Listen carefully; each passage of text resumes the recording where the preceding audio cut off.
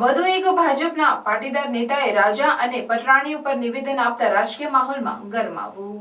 રાજકોટના ઉમેદવાર પુરુષોત્તમ રૂપાલાએ ક્ષત્રિય સમાજ પર કરેલા નિવેદનનો વિવાદ હજુ શાંત નથી થયો, ત્યારે વધુ એક ભાજપના પાટીદાર નેતાએ રાજા અને પટરાણી ઉપર નિવેદન આપતા રાજકીય માહોલ ગરમાયો છે।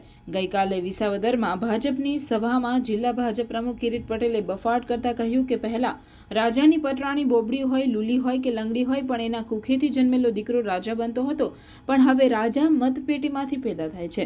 આ નિવેદનનો વિડીયો વાયરલ થતાં જ કિરીટ પટેલને પણ માફી માંગતો વિડીયો સામે આવ્યો છે। આ પહેલા રૂપાલાએ પણ પોતાના નિવેદન બાદ 3 વાર ક્ષત્રિય સમાજની માફી માંગી છે, ત્યારે એવું કહી શકાય કે કોઈ પણ નિવેદન આપી માફી માંગવાનો ભાજપના પાટીદાર નેતાઓનો સિલસિલો યથાવત છે। આજે આપણા વિસાવદર મધ્યસ્થ કાર્યાલયનું ઉદ્ઘાટન ના પ્રસંગ ઉપસ્થિત આપણે સૌ એકત્ર થયા છીએ।